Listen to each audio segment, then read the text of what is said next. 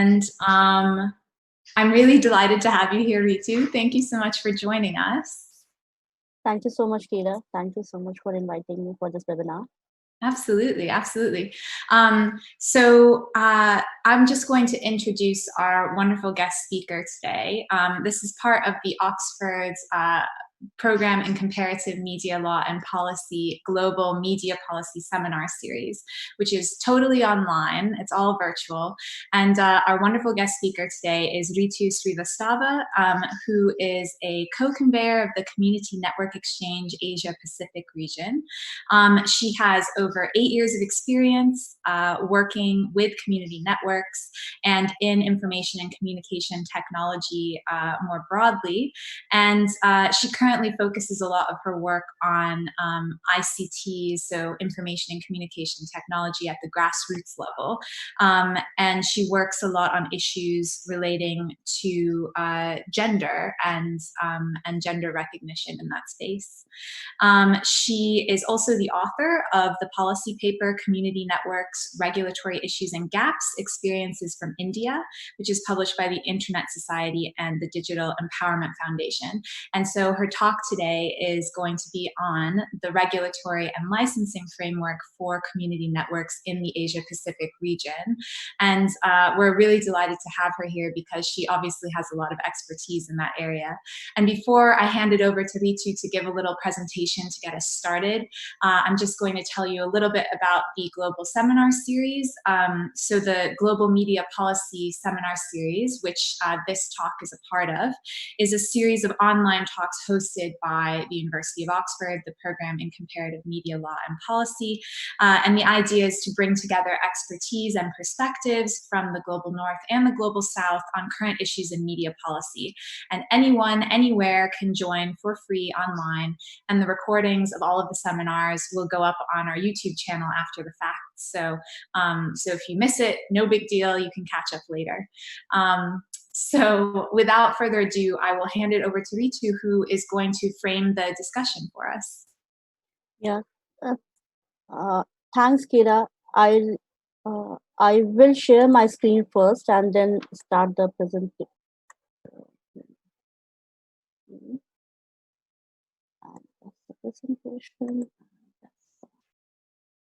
So thank you so much, Kira. I have designed this presentation with respect to community networks. Since I have been working with community networks from the last 8 years, and presently I am also working with 3 of the community networks in India specifically. The first community network, which is managed by Digital Empowerment Foundation. The second community network, where I'm trying to be an advisor for them, is a Seva Mom, which primarily provides health services to community network using community networks. And lastly, where I'm trying to engage the community networks along with the gender aspect and how the gender can be integrated to the community networks, trying to build up the how women should engage with community networks. In this presentation, I have focused primarily on community networks and what are the regulatory and policy environments around community networks. Then I have, as we go forward, the presentation will have 5 different parameters. First is a policy and telecom regulatory environment. Second is a spectrum management and availability of a spectrum. Third is a backhaul, a broadband and the backhaul connectivity. And the lastly, which I'm trying to focus more on, a USO fund, which is available for operators, or we can call them for the purpose of a community networks. It can be provided for the purpose of community networks.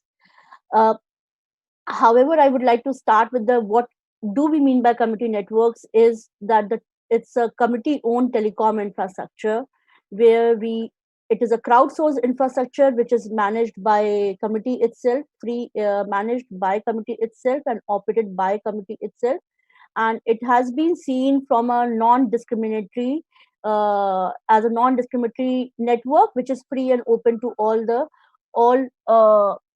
people. Across the world, there are about 100 community network operators. primarily located in Asia Pacific region, North America, and Africa, in all across the world. These community network operators are primarily very small operators, those who use the low cost devices and try to make the infrastructure by themselves. So even though if we say that these community networks have a common characteristics like sharing and manage the network by themselves, however, each community network face a different level of a challenges depending upon their political and economic as well as the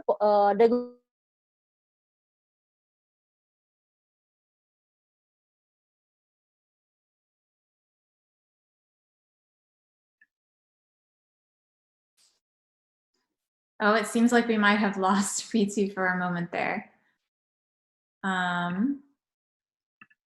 Ritu, can you still hear me? it's yeah. Great.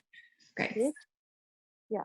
So if I'm not sure whether the connection was lost or not, but going ahead, the first I have divided the regulatory environment in 5 different ways: policy and regulatory mechanism, spectrum availability, licensing and the management of the spectrum, broadband and backhaul, and universal service fund, or people do call it as a universal service obligation fund.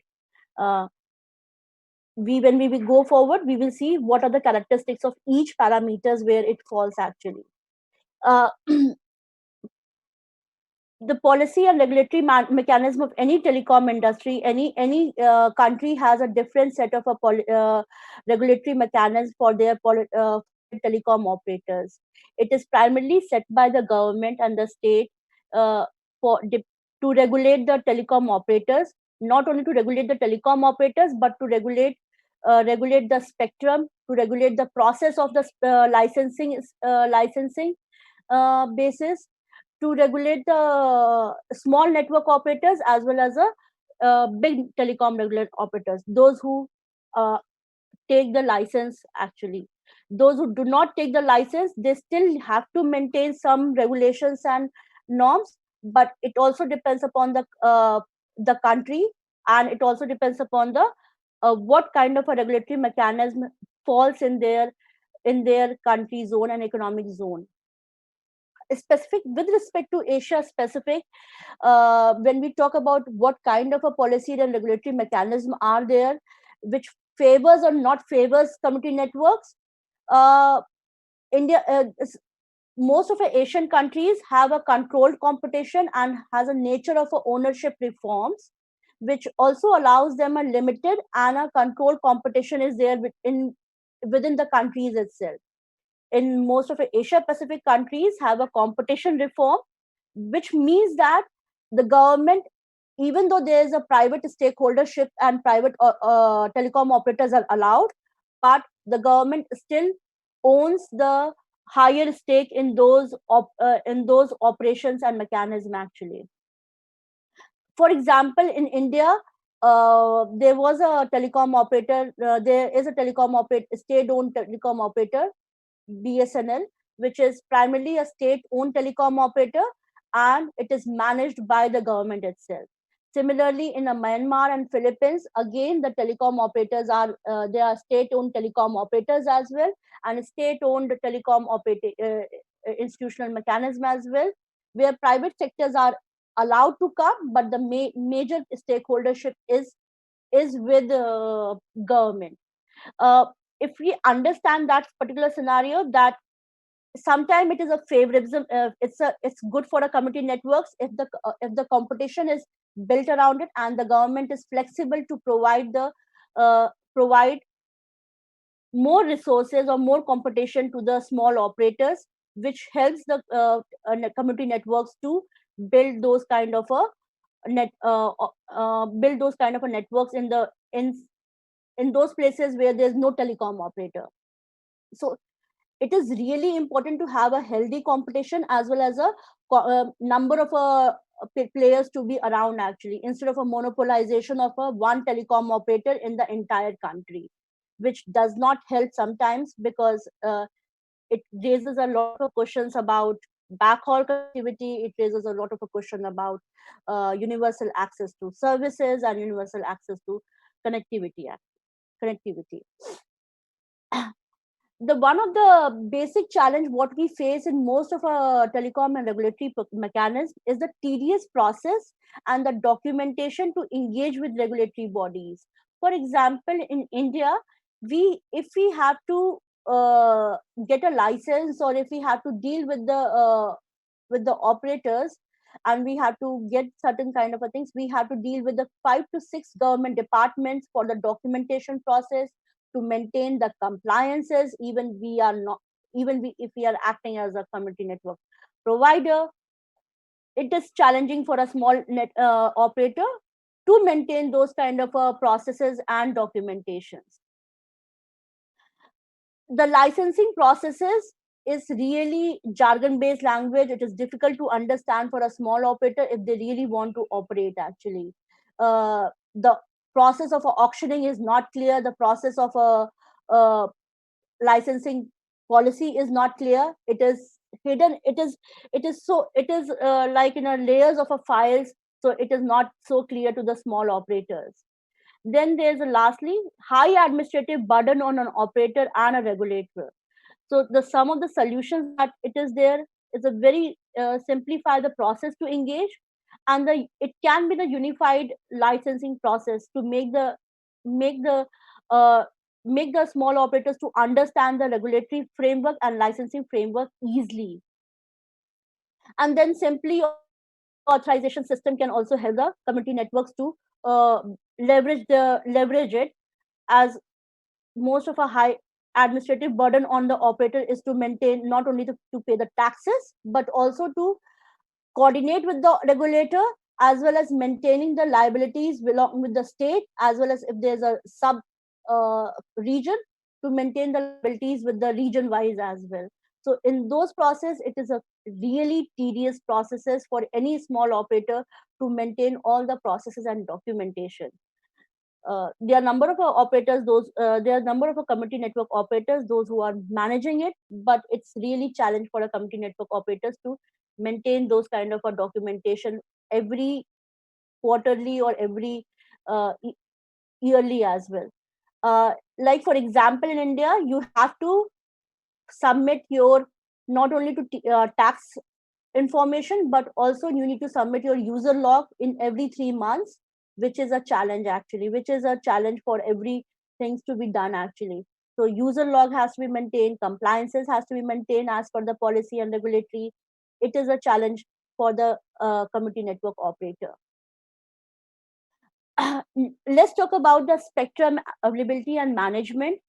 The International Telecommunication Union has given an unlicensed spectrum. Unlicensed spectrum, or we call it as a free spectrum, is the spectrum where it is where any operator do not pay any cost to the government for using that spectrum. In a simpler way, the spectrum these spectrum is mandated by the ITU to be used as to be called as a free spectrum or an unlicensed spectrum, and it can be used by any operator. 2.4 gigahertz, 5 gigahertz, and 60 gigahertz are supposed to be a unlicensed spectrum. 2.4 gigahertz and 5 gigahertz is the most common unlicensed spectrum, which is being used by most of the countries, whether it's India, whether it's a US, whether it's Argentina, Mexico, across the world.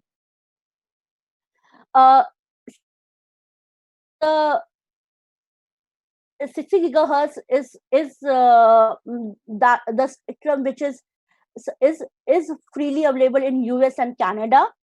However, it is not available in most of our Asia Pacific countries. In specifically like country like Myanmar, they do not have a 60 gigahertz of a spectrum. Uh, Country like Myanmar do not have any specific policy around unlicensed spectrum as well, and even though it is mandated by the by ITU, but still the community network ASCOM is facing the challenge on establishing the community network. For example, ASCOM has built the community network using the 2.4 gigahertz and 5 gigahertz band. However, the government stated that these two bands are creating a high interference, so they have to redesign the entire infrastructure as per the government mandate. They used unlicensed spectrum 5 gigahertz for the backhaul connection and 2 gigahertz for the connection inside the villages. So it is a situation when the countries do not even allow to use the unlicensed spectrum as well. There are other bands like microwave band, 60, as I talked about, 60 gigahertz band, which is also known as a V band, and also E band, which is from 71 gigahertz onwards, are also used without licenses. So these progressive countries are US and Canada, where microwave bands are allowed to use it. There are talks in India to use 60 gigahertz band, V band. However, it is not as part of a policy. It is not yet allowed to be used microwave bands. The third kind of a spectrum, which is really available in most of a country, in everywhere, when we have moved from which is called TV white space. In a very simple way to understand what is TV white space is that when we shifted from an analog TV to the digital TV, the band which is 50 megahertz to 700 megahertz is now freely and available for the further use. So which can be further utilized for providing a wireless broadband internet connectivity. There are specific countries which are progressive towards TV white space. US, Canada, South Africa. These days, Nigeria has also drafted a TV white space policy. Recommendations are yet waited in Nigeria. Countries like Argentina, Brazil, Mexico are moving towards TV white space. But if you see the countries in Asia Pacific countries, we are still far behind. Country like India, Pakistan, or even in most of us Asia Pacific countries do not have a TV white space. We are not allowed to. We do have a TV white space, but we are not allowed to use TV white space for providing the wireless broadband and internet services. The one good example that which was in India, that there was an experimental license given to academic institution IIT Bombay to understand the innovative uses of TV white space. Even though it was a successful implementation, which came out as a result, for which the gram mark came out as a community network provider, community network solution, but government did not pursue TV white space further. That does not mean that TV white space is not useful. TV white space is widely useful, but it depends upon the political and economic as well as telecom lobbies who are considering the TV white space. So there's a huge demand for TV white space, but depending upon the political and telecom lobbies scenario, the TV white space in most of our Asia Pacific countries are not allowed to use. Then the third is the broadband and backhaul. Let me define the term. What do we mean by the broadband and what do we mean by the backhaul? Broadband definition in most of our countries is given by minimum download and upload limit, which is varies from a 256 kbps per second to 1.5 megabits per second on a higher end.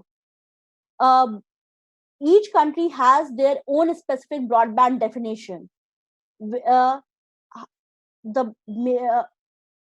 the backhaul is the connectivity which is the last drop by the any telecom service provider who has given the last, or we can say the where he has given a last drop of the internet, actually, that we call the backhaul. These two terms are really important for a community network provider. It is one of the advocacy tool as well, where any community network provider can use it, that to engage with their policy and telecom regulatory bodies, actually. Like, for example, in Asia Pacific region, the entry level broadband definition is very low. 256 kbps is for a Fiji and Pakistan. A 512 kbps is for India. And till 2011, India was also following 256 kbps for as a broadband definition. What it means that we have a 256 upload and 256 download limit, actually. So, and now we have a 512 kbps, which is for India, Bhutan, Cambodia, and other Sri Lanka and Indonesia, actually. Bangladesh is ahead of us, which has a 1 Mbps as a broadband definition. Brunei is ahead of us. Countries like Laos, Myanmar, and Philippines, they do not have any broadband definition. So it is vague for any telecom operator or any user to understand what broadband is being provided to me as, and what is the minimum requirement for a broadband. If I'm taking any line, if I'm taking any connection from the ISP country, the user from Myanmar and Philippines will, depending upon the provider, they will say that, okay, we are charging you this much, but they have no specific definitions that how much they should minimum provide you to the user level. So so for any user, understanding the broadband as well as understanding the things, it's really important. The broadband is important to understand when any user is trying to get the broadband connection or any connection in their home or in their industrial area or in any kind of a connectivity purpose. Similarly, that depending upon the broadband, any community network provider can also understand that if they are taking a backhaul connectivity from a traditional or from a big corporate providers, what should be the minimum broadband they should provide to the any community network provider, and how they should it should be what should be the speed of that particular connection is coming up, and on that basis only the price and the cost is defined. So if the if 512 kbps is provided in India, the price of a 1 mbps line is higher for us. So depending upon the definition, they will also say that this is the cost and this is the way we are providing, and we cannot fight on that. The last thing is which I'm talking about is a universal service fund. Universal Service Obligation Fund is a mechanism established by the national governments to promote universal access to telecommunication services. What does it also mean? That the tax which is collected by the traditional telecom providers is collected, and it is also then again reused for the purpose of connecting those regions which are not connected. So it is really important for any government to not only allocate the service obligation fund, but also utilize the service obligation fund in an effective and efficient manner. There are a number of countries in a specific Asia Pacific region. They have a levy on a service obligation fund, like Bangladesh, Bhutan, Indonesia, Myanmar, Nepal do not have a service obligation fund.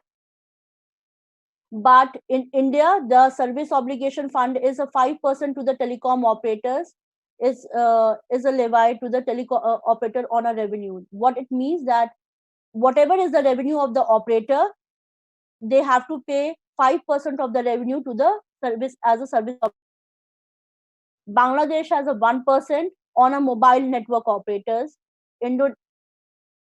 Indonesia has 0.75%, and Myanmar has kept 2% from all the licensees. What does it mean? That it means that they will collect the service obligation fund from a mobile network operators, from a broadband operators, from a ISP operators, from across whatever licensing they are provide to that. Again, Philippines has no service obligation fund, but the most of Asia Pacific countries have a service obligation fund. In a one way, it is really good that service obligation fund is provided, is there, which can be further utilized by small operators and community network operators to utilize those funds for reaching out those regions which are not connected by the traditional telecom operators. However, access to these funds is one of the uh, major challenge.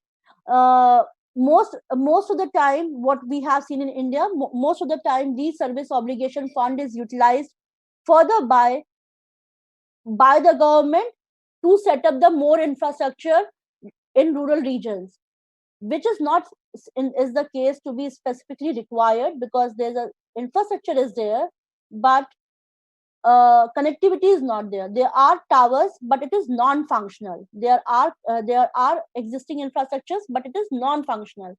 So instead of using USO fund for establishing that infrastructure, it should be used for those telecom operators, or used or given to those community network operators, those who want to use the existing infrastructure and also want to provide the connectivity and maintain the connectivity, instead of establishing it for a further infrastructure.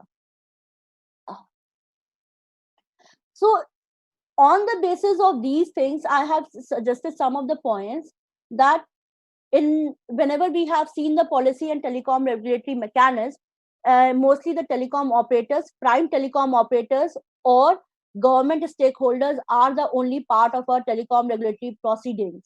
It is really important that community network experts, or those who are working on those regions which are unconnected and regions, should be the part of our regulatory processes. As I stated before, these regulatory mechanisms is not so transparent, because they are jargon based language, they are difficult to understand, technical languages is they are there.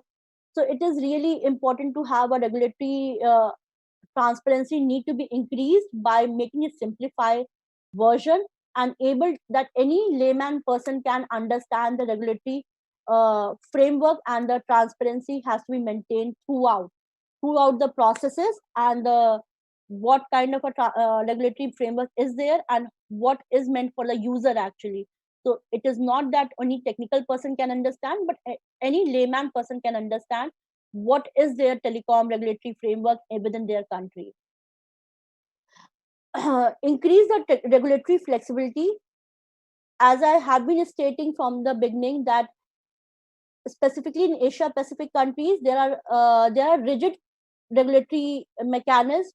They do so it is important that we allow them. uh, Regulatory framework should be flexible, allow them to use the unlicensed and license free spectrum. There are number of number of unlicensed spectrums are available, which should be allowed to small operators to utilize it further. Then there should be incentive or recognition to the for community network providers, those who want to do a spectrum sharing and allow for further connectivity. The one of the major challenge what we face in a spectrum is that the auction and the price of the spectrum. The cost of a spectrum is very high, for not only for a small telecom operator, but also for a big or a traditional telecom operator. The spectrum fees is high. So even any mid level or low level operator wants to apply for a license, it is difficult. Not only difficult as for the documentation, but the cost is itself is very high. So it should be lower down the cost of a spectrum, specifically in a case of special circumstances. For example, if if the connectivity needs to be provided into tribal zone area where there is no one who wants to go, or conflict zone area, then it has to be the spectrum cost needs to be lower down, um, or spectrum sharing capability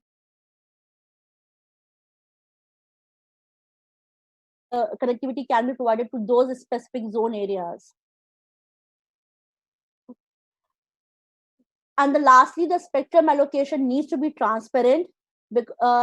In most of these spectrum allocation processes, it's a jargon based, it's not so transparent. So it has to be transparent, and it has to be given to the given a number of community network providers need to come, as well as it has to be made publicly available that how they have done a spectrum allocation to different companies, to different operators, and how they are providing the connectivity in a uniform manner. Besides all of these points, the one of the things which I would like to highlight, most of the community network providers need to do a lot of a policy advocacy, or need to be keep on doing a work, whether it's sometime it falls into the regulatory framework and sometime it does not fall into the regulatory framework. However, they have to try out the permutation, set up a permutation combination, that when it is working in a regulatory framework, how do they can channelize themselves to engage more with the government and create more best practices, so that government can understand that these alternative models or community network models are are not only the solution, but also the future for the providing the uniform access to the connectivity. And for that purpose, regulatory mechanism has to be simplified for the small operators. Thank you so much, Kira. That's my presentation. Great. Thank you so much, Ritu, for that wonderful framing of the various regulatory and policy issues at stake in this sphere, especially in the Asia-Pacific region. We really appreciate that. I'm going to go ahead and start us off with some kind of questions to continue the discussion, but I would like to encourage all of the viewers that are tuning in live to the webinar to ask questions as well. At the bottom of your screen, there should be an icon for Q&A, and if you click on that, you can submit questions, and I will be fielding those and sending them over to Ritu, so please do participate. We're also using a new platform. We haven't used Zoom webinars before. We just started using it for our last webinar. With Jessa Lingle. And so we would also love the opportunity to play around with the Q&A function. So please do ask some questions, because that would be great. Basically, everything that you've been talking about, Ritu, has been kind of focused on this big issue of how do we enable more people to get online, especially in contexts where it's been historically difficult for them to do so, despite the rapid increase in accessibility of internet connectivity for many people across the world. So I'm just wondering if you could maybe tell us a little bit about what the situation is regarding internet access in India and in the Asia Pacific region more broadly. Why is getting online still an issue there? Okay. Considering that not only India but Asia Pacific region is one of the biggest market for telecom providers, as well as companies like social media platforms as well, like Facebook, Twitter, and many other. And there are innovations which are being done by these OTT players as well, Facebook either or Google, or they are coming up with the connectivity solutions. However, the challenge is there are certain challenges which falls into the category of specifically in Asia Pacific region, is the accessibility, affordability of the devices. Reach out to the unconnected region is still a challenge. There are locations in India where there's no connectivity, where, for example, if I go out 2 hours drive from Bombay, there's no telecom tower. Even if there's a telecom tower, it's non-functional. The existing infrastructure is there, but it's non-functional. So the one of the challenge that we face is the not affordability of the devices, cost of the devices, cost of the internet and data prices. Um Mobile connection, definitely the penetration of a smartphone has increased the internet usage of our internet connectivity. However, the, if we talk about broadband, it is minimal. It is minimal. If there's no specific figures that how many people are using broadband connection. uh, the data is there's not enough research which talks about that how many people are using broadband connection and how many people are using the broadband connection for their purpose. Most of them are using mobile data or mobile, what we call it as a mobile broadband. So availability of the device, availability of the infrastructure is the another challenge.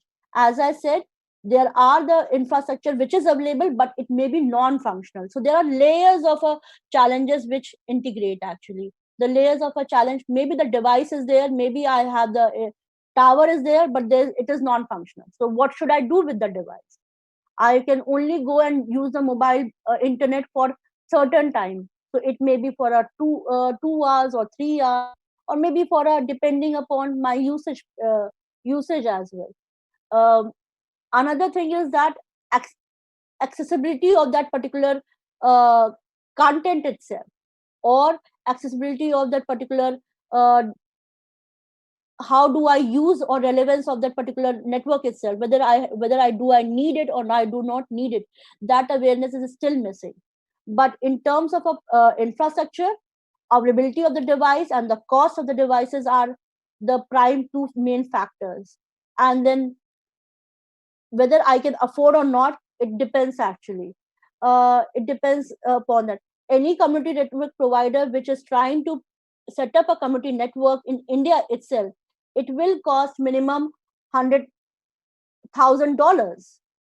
It is a huge cost for any small operator to set up, or minimum $2,000 to $3,000 for setting up of a network. It is a costly because we have to not only sustain the network but also to understand what purpose it will be used for. And then on all of those challenges, then you have to maintain, any small network has to maintain all the compliances as well as the regulatory framework, which may and may not be favorable to the any community network provider as well. May be favorable and may not be favorable for the community network provider. Sometimes it is sometimes the government ignores it. It is favorable for the community network provider. Sometimes if they keep an eye on you, it may not be favorable for the community network provider. So those are some of the basic challenges which any community network provider faces. Having said that point, mobile has definitely increased the number of internet usage, but how many people are using it 24/7, or I should say like 8 hours in a day, specifically in rural regions, is the one of the things that we need to study a lot. There are a number of studies which are available, but how many of them are using like for a minimum for 8 hours? There's no study which talks about that. There's no study specifically in Asia Pacific region. There's a very limited number of a study research is being done. How many people are using it? What kind of a network they are trying to build it up? How many base stations exist in the country? So all those things are very less number of studies are available on that. How many base stations are there? How many towers are functional? How many towers are non-functional? These kind of studies are required to be done. Great. Thank you so much for that, Ritu.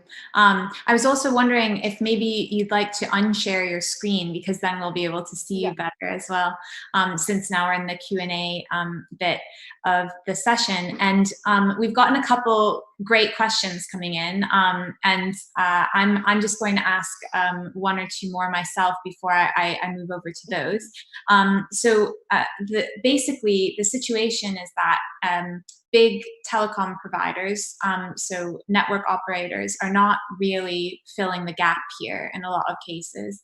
And I'm wondering, Ritu, what your personal journey has been in terms of working with community networks. How did you come to be invested in community networks as a potential solution to that gap?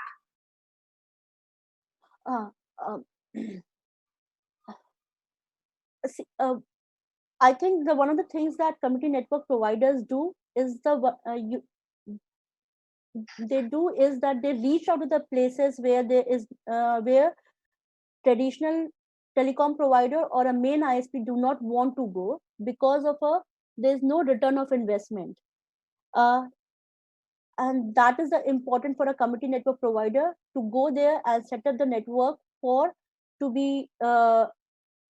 to set up the network and make it available for the community itself.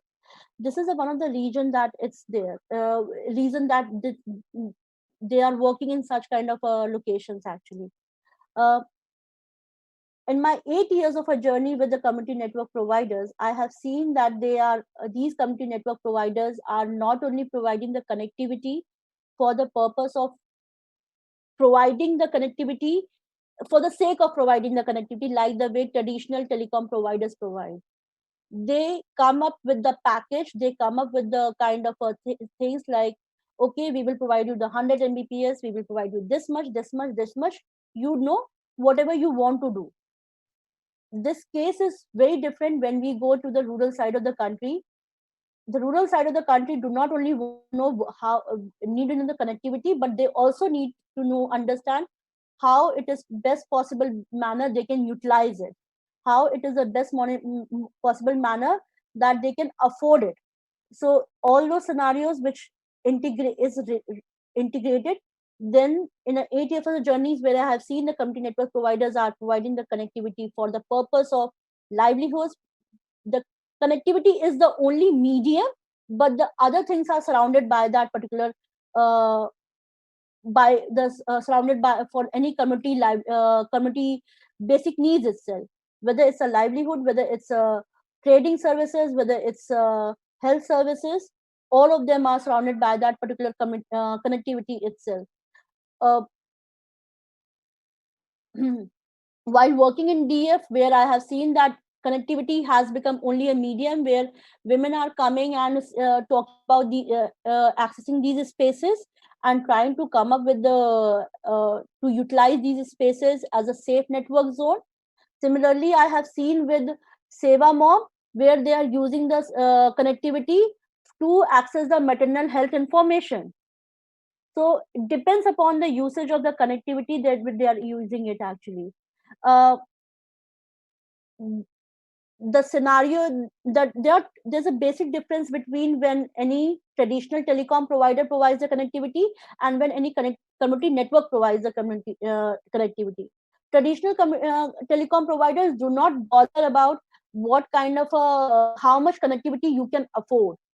If I need only a 1 Mbps line, I don't need a package service of a 4 Mbps line or 100 Mbps thing.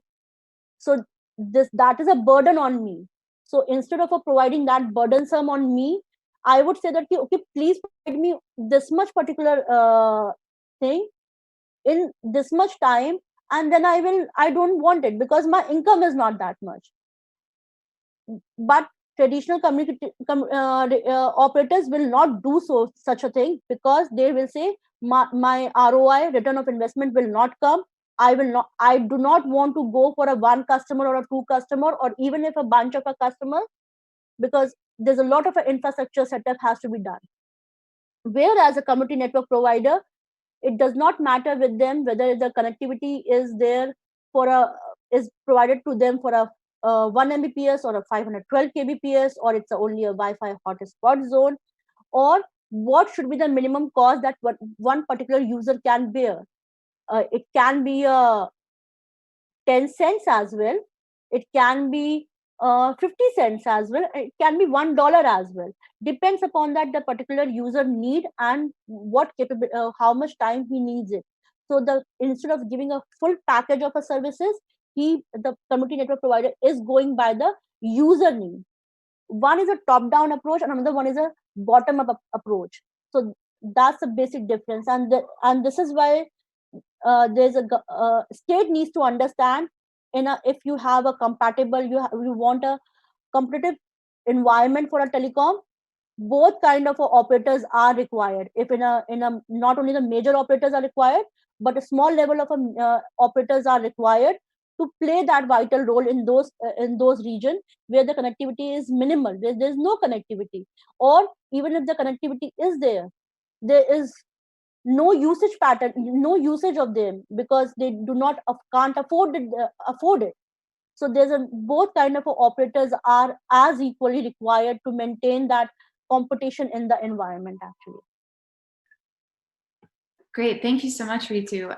So I'm going to give you a question now that's come in through our Q&A from France, who asks, which country, in your opinion, has the best regulatory environment for community network operators, and could thus act as a potential template or a good practice benchmark for other countries? And I think, that could be, what country anywhere in the world do you think is a good example of that?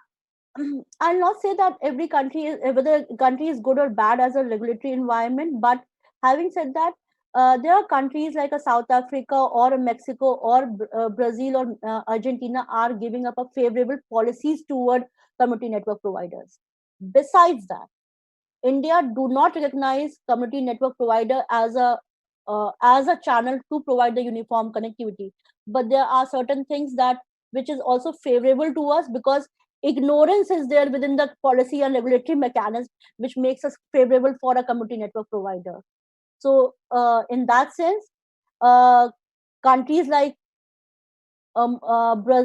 Mexico, Argentina are doing are favorable in terms of certain policies, but there are a number of challenges which exist in their like in most of our countries. Like spectrum sharing is not allowed in most of our countries, or the Spain could be the one of the good example to see actually, because the Goofy Net as a community network provider is one of the best practices which I have ever seen. And could you describe a little bit more about what makes it the best in your view? The one of the things that GoofyNet has been doing is not only the sharing of a bandwidth or a network, but it also allows them to share the prices as well, if existing infrastructure as well, which is not possible in India. Which is like, even though India has a equipment sharing policy, telecom operators are not allowing the small operators to use their infrastructure, or the infrastructure is not allowed actually. So what could be the even if I have a policy but it is not implemented properly, or even if it's not functional, it does not make any sense to the country actually. So not only the as a policy recommendation, not only the country has to make the flexible and the user need telecom policies, but they also need to implement effectively and efficiently, whether it is being played or not. Some examples I can trace it from India itself. Like, India has certain good things, but it is not implemented properly, so it is like it's not used for us. But like Spain, they not only have a bandwidth sharing and the spectrum sharing policy, but they have also implemented properly. Okay, yeah, that makes sense. So the next question that we have is from the ISOC live stream, actually. And by the way, thank you to ISOC for live streaming this as well. That's been brilliant. So the question from the ISOC live stream is, what is the main reason behind the high regulatory and administrative burden for small operators? Is it vested interest of a cozy relationship between incumbents and regulators, or is it some other reason?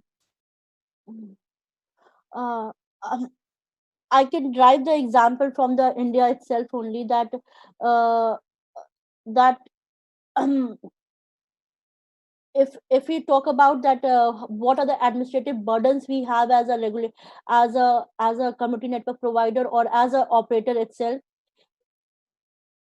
If we want to implement or install any device or anything, any network operator, or if as a small network operator, if I want to become a licensed based operator, I have to deal with 5 different departments.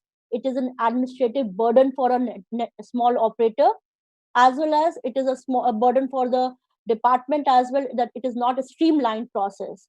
Every process will take about a 2 weeks to a month, and it is not disclosed to the previous department that how the processes are going. The processes are not streamlined. It becomes very cumbersome for a small operator to follow up with that administrative deals actually. Then there are not only the taxes but also the different inherent inherent taxes which are making the administrative burden for an operator, for any small operator, to manage that particular infrastructure. First of all, that you have to maintain all the devices, you have to maintain all those kind of infrastructure, then you have to share your make your tax everything, and you have to deal with 5 different departments. If I have to take any apply for a license, I have to deal with 5 different departments, and all those 5 different departments do not coordinate with each other. One of the major problem that they do not want to coordinate with each other. So it is a every time a small operator has to go and deal with the different department in a differently manner. It's not a streamlined process. If there's a queue, and if I can from a I am starting my queue from the back, and I can go into the front like in a one by one step, it's an easy process for me. But if I'm in a random queue where I do not know where I have to go to reach that particular mark, I don't know, because in that same way it's becoming a administrative burden for the applicant who is applying for the licensing actually. uh, whether it's applying for a spectrum licensing, whether it's you apply for a small operator, to become a small operator in India, you have to apply for a licensing.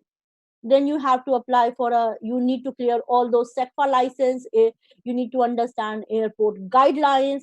All those things are not given in a very proper manner in any of those zones. So for a small operator, it is really difficult to understand all those nuances, all those processes. Similarly, whether it's in other Asia Pacific countries like Myanmar or in the Philippines, it is not disclosed properly. What kind of things I have to document during the time of applying licensing is not disclosed properly. So when I'm applying, it may take not only for may take a 7 weeks to may take a 6 months to apply it. So it is a challenge for a small operator to keep on following up with the for the license process or with the submission. Even if you have got the license as well, there's still a huge amount of administrative work which has to go for a small operator, which is an administrative burden for a small operator to operate as well, and to maintain these documentations as well. Great, thank you so much, Ritu. So the next question that we have that's come in is, could you give advice to international donors on this theme? What is worthwhile funding in order to increase connectivity, employing community networks? What are some of the leading NGOs in that space? And maybe what regulatory efforts should be supported? So this is general advice to international donors. Uh, what I have seen when I was studying for a mapping for a regulatory, my study itself, the one of the major requirement what I feel there's no as such there's not enough research and data available on what kind of a telecom policies are favorable, or what kind of a telecom policies are favorable to various aspects, whether it's a favorable to community network providers or not, whether there's a requirement for a lot more research to be done in this particular domain zone areas. Many of the papers which talk about these days is the internet usage and usage patterns, but there's a lot more paper which is required to be simplified for the purpose of, or research required to be the purpose of, to understand what are these policies all about, why these policies are important for a common person to read and understand. There's a lot more things to need, and not only to talk about these policies, but to also make a curriculum or a structure for on these policies, so that we can give that uh, on these policies, so that we can, any layman or any small operator can understand what are the telecom regulatory policies lie in their own country. For example, uh, I had gone to Uganda, and I found that Uganda, in what I found, that Uganda does not even know, that people were not even aware that what is the uh, what is backhaul, what is the small terms, or whether they do have an unlicensed spectrum or not. It is so hidden in the layers of our policy papers that any layman person cannot find it. So it is important to have those transparency level, is not only to require to be come out of public space, but easily able to be accessible. uh, there's a lot more research, and the research needs to be done to understand these jargon based languages in a very simplified version, instead of a very high defined version. There's a need to be made that to have a discussion around that how many within how many months, or I can any person can understand these policy discourses. And since these policy discourses change quite often, and these policy discourses are always dynamic, because every time there's either a spectrum auctioning is happening, or certain things are happening on the around, we never know around it. So I personally, I will only focus on India policy, but maybe something elsewhere it's happening in other parts of the world. I should also be aware about that, so that I can do a good amount of a policy level of a discourse and action in my country. But these kind of a my according to me, suggestion is required, if I have to say that a lot of a research data has to be placed for the further study on the telecom policies, simplify the version of telecom policy, identify the best practices who have favored, who have come out for this particular using some methods, and what did the method they try, uh, in in in terms of a regulation, in terms of what kind of a mechanism did they try, when they were talking to, when they are talking to regulators or licensing, or what kind of a spectrum, even in a there's a not many research is available that how the spectrum is being allocated in my own country, or the spectrum fragmentation is happening in my own country. So there's a lot more research which is required to happen here as well. So I and most of and which should not given to the big telecom operator. These research should be done by the small community network providers, so that who can understand the better scenario of their country. uh, there's a need to understand how many existing infrastructure is available, so that we should not keep on pile on creating the new infrastructure. We should be able to use the existing infrastructure. So all those things are required for the purpose to understand the zone of a community networks. Of course, there's a requirement of a community networks to make it sustainable, or this protectively to, if any big funder wants to sustain the community networks, definitely not only they should give a funds for a creating a new community network, but also give a fund for sustaining it, and also give a fund for administrative work. There's a lot more administrative work which goes on a community network provider, in terms of maintaining the user log, to in terms of maintaining the complaints, or in terms of a troubleshooting, but also a lot of a documentation work which goes for a community network provider. So definitely the funds are more required for administrative work than the implementation work, actually. Do you have any examples of translating some of this more technical information and the policy information, which is really dense? It tends to be very dense and very impenetrable for ordinary people to understand. It's written sort of for regulators and telecommunications engineers. And I'm thinking specifically of maybe the example of the Digital Empowerment Foundation's initiative, the Wireless for Communities project, where they talk about training what they call barefoot engineers to work on the network and maintain the network. And I'm wondering how that works, and whether that does some of this translation work that you're describing, whether that's been effective, or if you can think of other examples where this has actually worked, and how. Yeah, definitely, Kira. So one of the things that Digital Empowerment Foundation has done it, and it's also came through our experiences, that when we were trying to implement the network, it is always seen that for implementing of the network, you need a technical people, and bringing the technical people from the urban location to the rural region, it is always challenging. Making them to understand the nuances of a network is very important. Making them to understand that how the network operates and managed, it's very important. The hesitant part is that people do not want to understand. When they listen the network word itself, it sounds them to the technical. It may and may not be the technical, it may be the more administrative job, it may be more other kind of a job instead of a technical job, but it is supposed to be said as a technical work. So the curriculum which is designed by us is specifically translates that how any common person, or how any person who does not have any information about network, can still set up a wireless network on its own. And the curriculum is designed in a way that it should be understood by through the format of a image, through the format of a storytelling, through the format of a video, so that any common person can easily understand.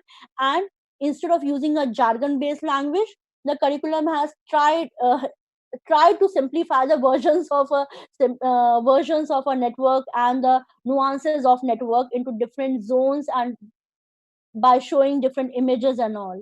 uh, that is one of the best one of the examples that I can recall. Another, like Association for Progressive Communication has made a policy and regulatory Wikipedia page, where people are trying to contribute on a policy and regulatory framework, so that people can easily understand what are the regulatory challenges within their country.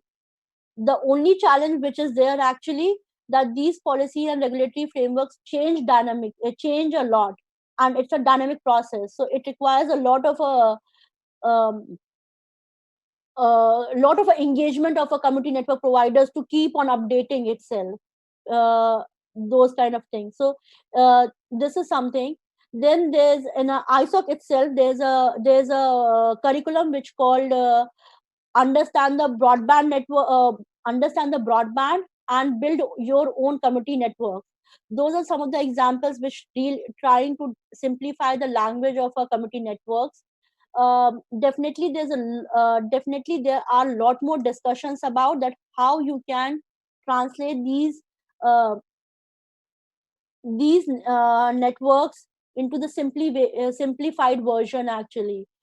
uh, there's a lot more work has to be done, not only in terms of creating a lot more curriculums or structures in a simplified manner, but also to impart kind of things to uh, everyone, actually.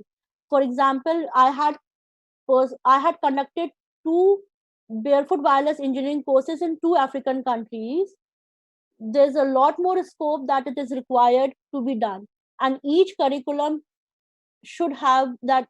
Now we are thinking that not only to define that curriculum for an African purpose, but how we can talk about that what are the African context of a regulatory mechanism as well. It is really important that what kind of a regulatory mechanism is attached to their own country. So there's a lot more policy and discourse action, which one of the problem which I see actually is that even as a researcher, we tend to write a very heavy sentences. It also need to be simplified so that any common person can understand. Yeah, that's a really good point. I think we could all take that into account as researchers and and technical professionals from whatever perspective we're coming from, to maybe simplify our language a little bit and make everything more accessible to the people who could really use it. Can never be reminded of that enough. So I've got another question here. Which is, what do you think about the idea of creating a fund where communities and NGOs and regulators could apply together in tandem? And I guess regulators would have to pledge simplification of policy, and communities would build networks together with technical NGOs. Do you have any thoughts on that kind of hypothetical? I think the idea is nice, but implementing this kind of a thought process is a challenge in each country. Like for example, like in India, when the government has been changed, when the government is changing and trying to be repulsive, then it is really required to have a innovation kind of this kind of funding will definitely help actually, not only for the small operators, but also for small operators to take out to reach out to the connectivity and take the connectivity wherever they want to take it. Definitely the engagement of the government is really required to support this kind of a fund or innovation if it happens actually. But for example, I can say that in a country like India, even if a central government says something, when it reaches to the rural region, it is not there actually. So the coordination as well as the communication between the state central government to the regional government has to be there. So those kind of advocacy also needs to be there. There's a need to understand that if it is if the if the government is trying to change some policy and thing, then it has to be passed on to the regional level as well. And yes, definitely it is also required to have a best sharing practices who have being benefited by these kind of resources actually. So there's a specifically in Asia Pacific region, there's a lot more required to do such kind of a thing. That's great. Yeah, thank you for that. So we only have time for a couple more questions, but we do have several more questions in the queue. So what I am going to do is I'm going to ask you a couple more, Ritu, and then after the session is over, we'll answer the remaining questions in text form, and I'll include them on the recording that's going to go up on the YouTube channel, so that all the questions will get answered, but just not necessarily live.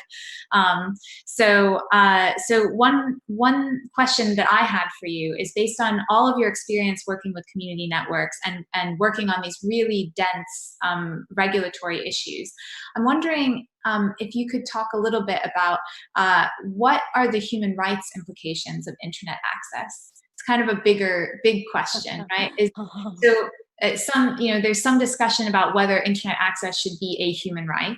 But then on the other hand, there's also another conversation that needs to be had about how internet access enables or curtails just a variety of different human rights. And I'm wondering how you think about internet access and rights. Personally, if you ask me, then I definitely say that access to the internet should be the basic human right. Internet is not a luxury anymore, but it has become a necessity of any user. One of the things that enables internet is to access of their other other basic things which I require. Let's talk about the specific scenario right now. What we are facing is a coronavirus, and we all are sitting into our homes and being isolated. Internet is giving us a provision to not only to access and communicate with each other, but to access and utilize some of our resources, basic needs to each other. Whether I have to uh, ask for a water, or whether I have to ask for a medicines, or I have to go for such kind of a things. I may not need to go to the out of the door, out of my home, but I may get a delivered through the some kind of a internet if I have a internet services.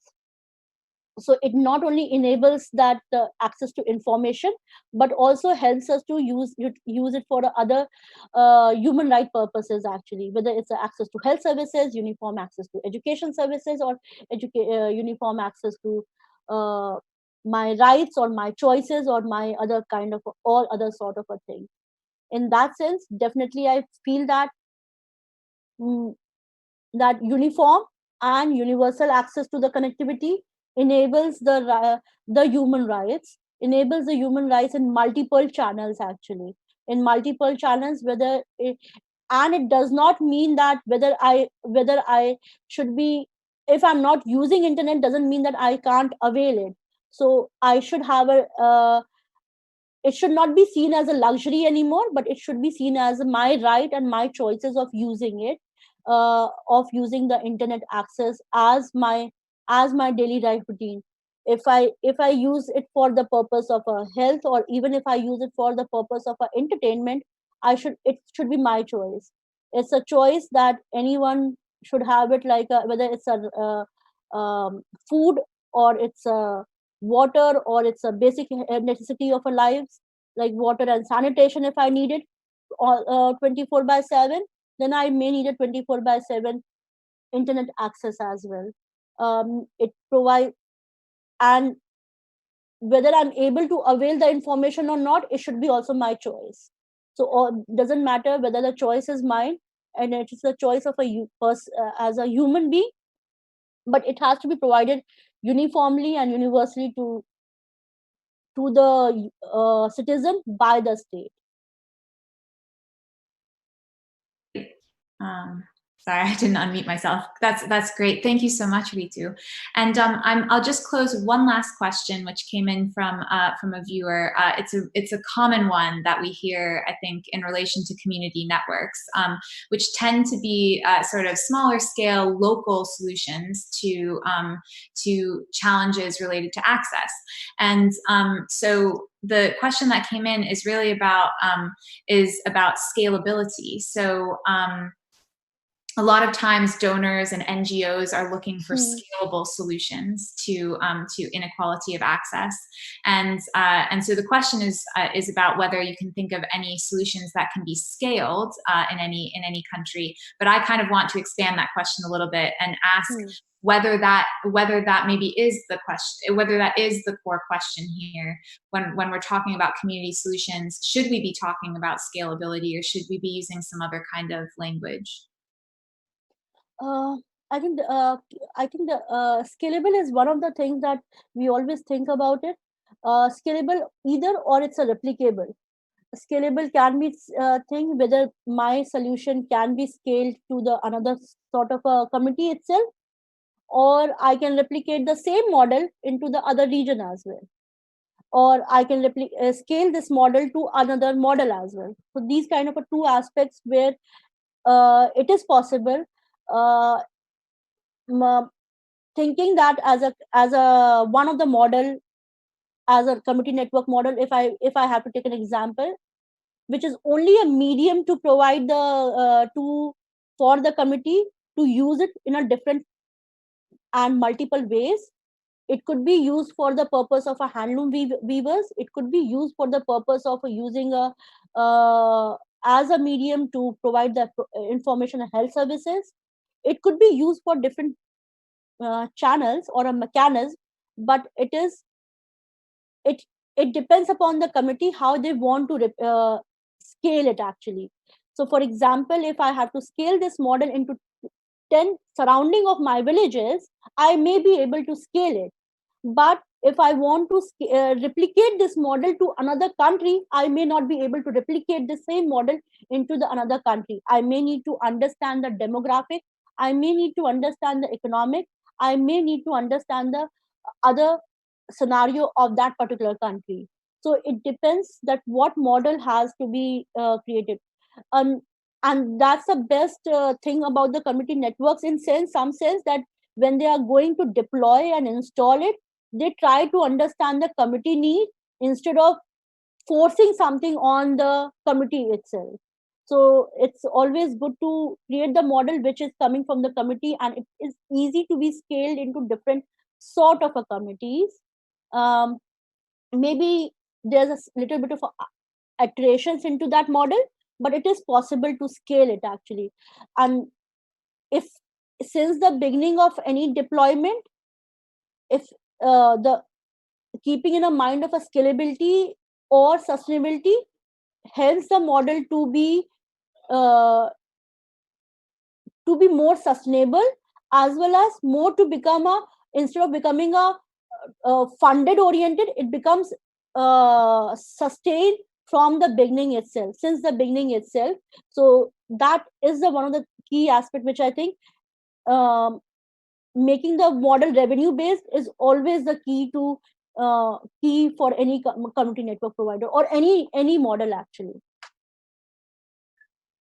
Brilliant. Thank you so much, Ritu. Well, in that, I think I'm just going to end the seminar there with that final question. Like I said, there are a couple more questions remaining, but we'll go ahead and answer that after the seminar ends. And so it just remains for me to thank you one final time, Ritu, for joining us for this great discussion. I really appreciate you taking the time. Thank you so much, Kira. Thank you so much. And thank you everyone for joining for the webinar. Thank you. Great. And as I mentioned, the recording will be available on YouTube, and we will share that out widely. So, please share with your networks and spread the word. So, thank you very much, and goodbye, everyone, for now. Goodbye.